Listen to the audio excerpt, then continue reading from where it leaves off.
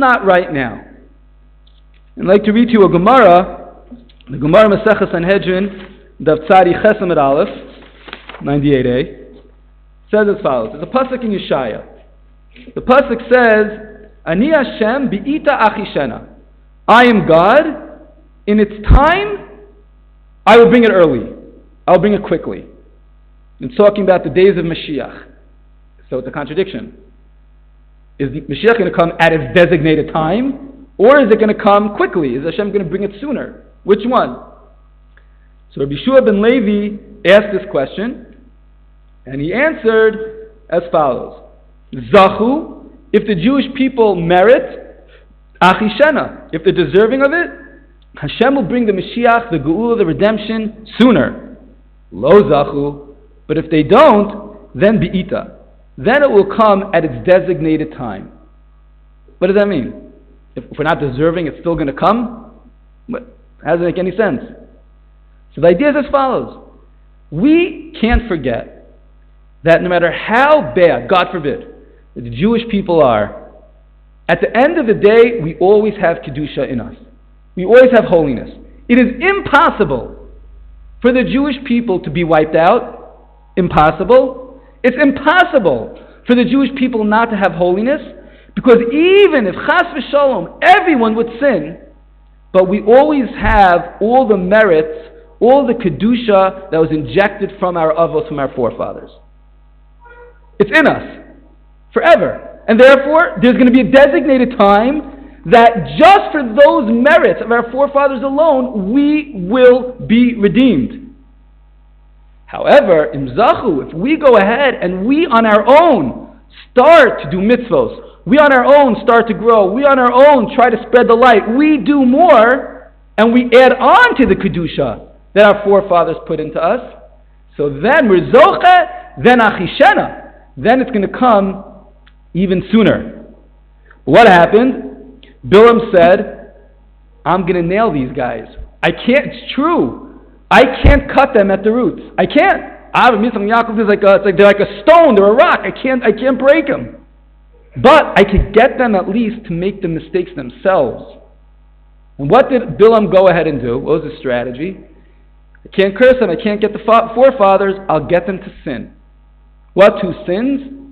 Znus, illicit relations, which ultimately led to Avodah Zarah, right? Those two Averos are the two Averos that the Gemara talks about. Once upon a time, it's hard for us to understand this.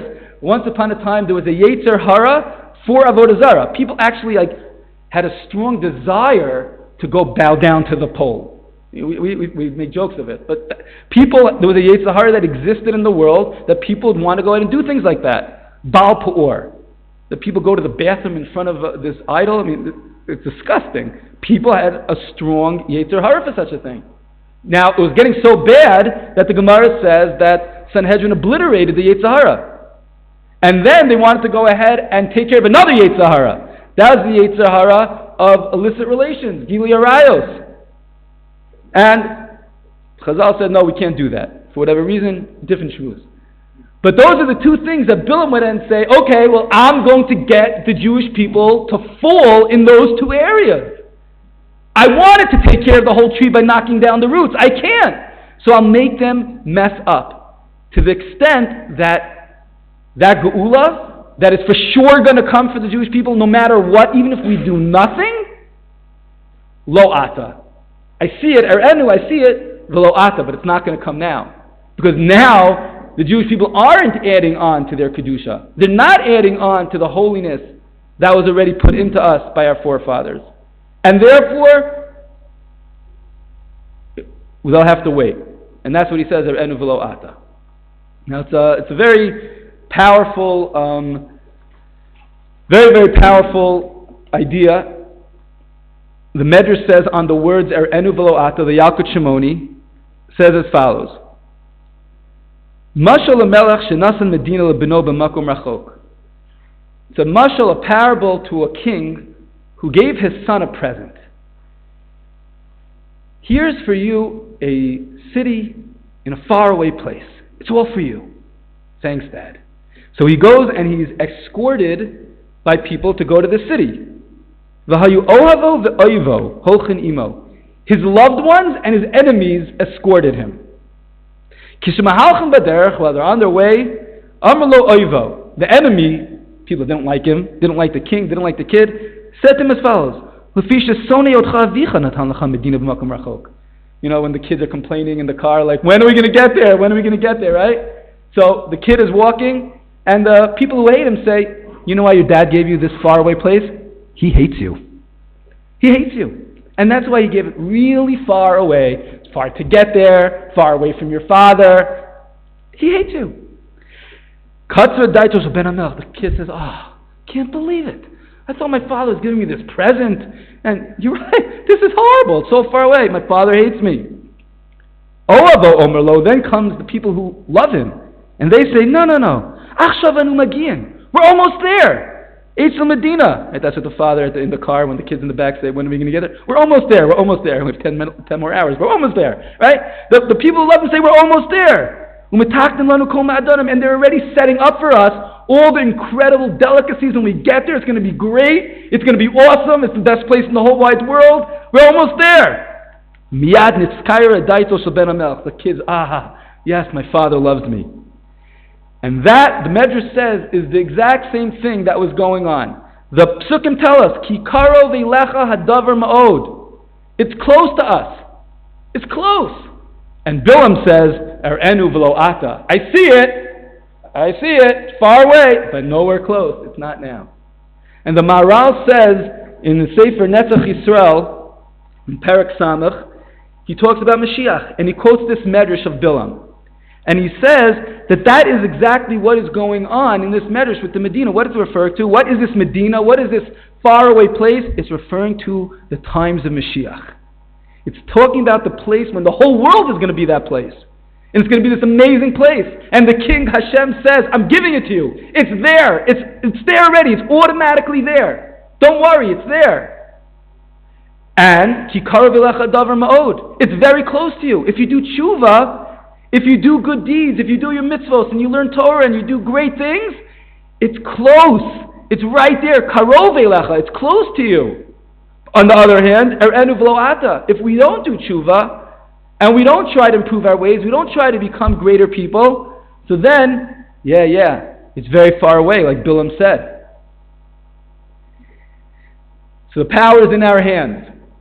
On one hand, we have to realize that we have major Kedusha running through our veins. We were born with great stuff. We have good stuff in us. And we get to sit and coast. And either in our times or in a future time, the Jewish people are going to have a big party. Or we could go ahead and try to add on to that Kedusha, be a link in that chain of all the holiness that came from our forefathers, and do more and add more, and every mitzvah and every word of Torah, more. And then, Achishena, then Hashem says that we were Zocha, we're going to get it sooner.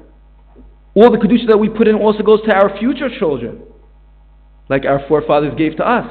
It's very, very, very powerful. And the Mashiach is there, and like the Maharal says, every day could come. It's right here, right now. As long as we're going ahead and we're being Mosif, we're adding on to that Kedusha that existed before. So we should take a moment and appreciate what we have, and then we should take a second moment and decide how we're going to add on into our lives the great mitzvos and the great Torah learning, and to bring the Kiddush Hashem into the world, to sanctify Hashem's name, that all the people that don't know about it, bring them in, help them understand it, let them feel it, so that the Jewish people could be Zocha, and we could merit having the Mashiach, Achishena, B'mheir v'yameinu, Amen. Everyone should have a great week.